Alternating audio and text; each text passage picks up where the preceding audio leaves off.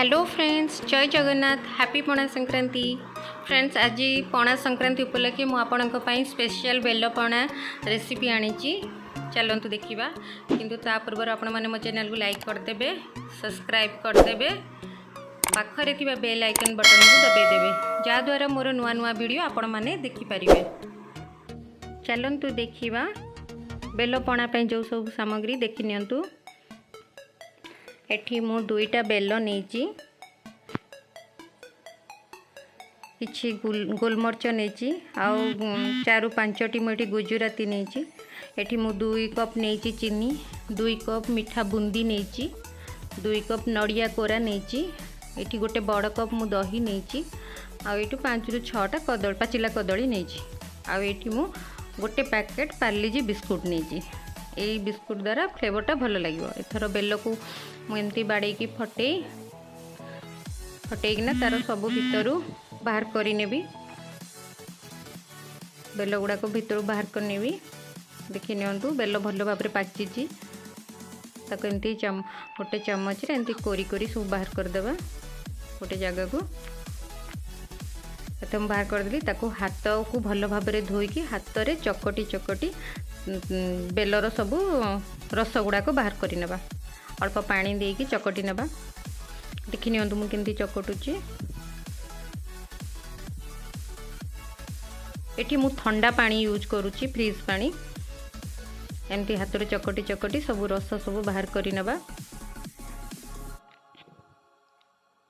देखि नियंतु बेलरू सब रस बाहरी आसिलानी। देखंतु केते सुंदर सब रस बाहरी गलानी। एथर हाथ में एमती चिपुड़ी चिपुड़ी जो कत्ता मंजी अच्छी बेलर सब बाहर करनेबा। छाणिकी ताकू भल भाव में गोटे बड़ छणार एमती छाणी नेबा। बाकी जो कत्ता अच्छी मंजी अच्छी से गुड़ाक जमती बाहरी जीवो।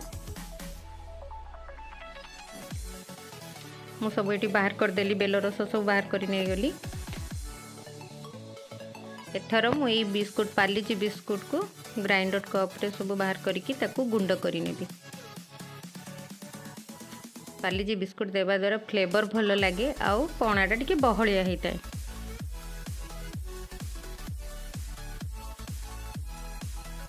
आपण मैंने अलग बिस्कुट दे पारती, किंतु पार्लेजी बिस्कुट रो फ्लेवरटा बहुत भल लगे। ये मुझे गुंड करके देली, सब गोले नबा।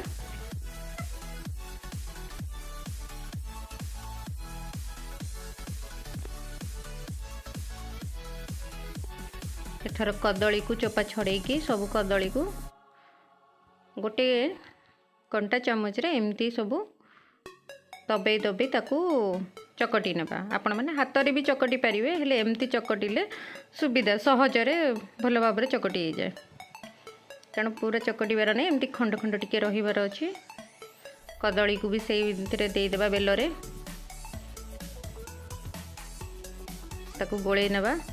मुझे 5-6टा कदली नहीं। देखंतु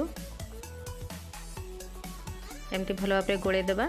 एथर दही जो कप गोटे बड़ कप दही नहीं, दही को भी मिसई देबा। दही को मिसई भल भाव में गोले नेबा। एथर चीनी पकेबा। मुझे 2 कप चीनी नहीं, चीनी को भी भल भाव में एमती मिसई गोले देबा।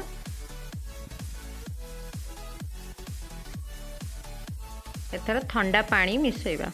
मने रखंतु ठंडा पानी मिसेबे, कोल्ड पानी, कोल्ड वाटर देबे।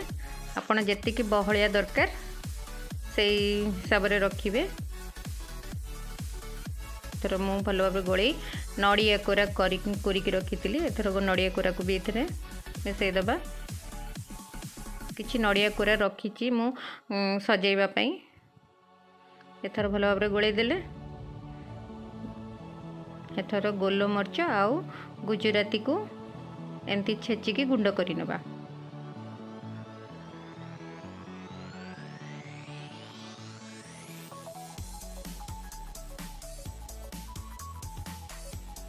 सांगे सांग यही भली गुंड करिकी नेले भल बास्ना आसे, फ्रेश गुंडटा होता है। एथरे पणारे आमे गुजराती और गोलमरिच गुंड को पकईकी मिसई नवा गोले नवा।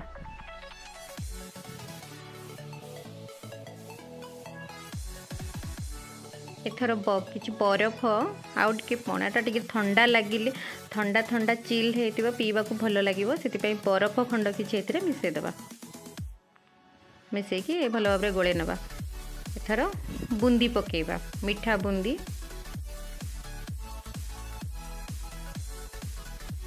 किसी बूंदी मु रखिली सजेवाई बाकी सब बूंदी मुझे पणारे पकईकी एमती गोले देली देखि नियंतु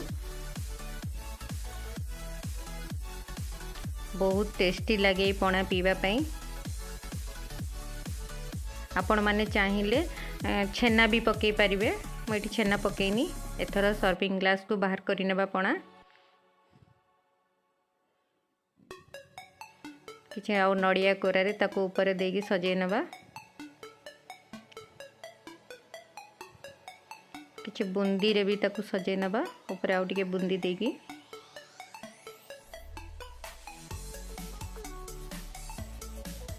एथर आमर प्रस्तुत हो गला स्पेशल पणा संक्रांति स्पेशल बेल पणा। एमती आपण माने थरे करिकी पियंतु केमिति लागिला मते कमेंट माध्यम रे जणाइबे। Thank you.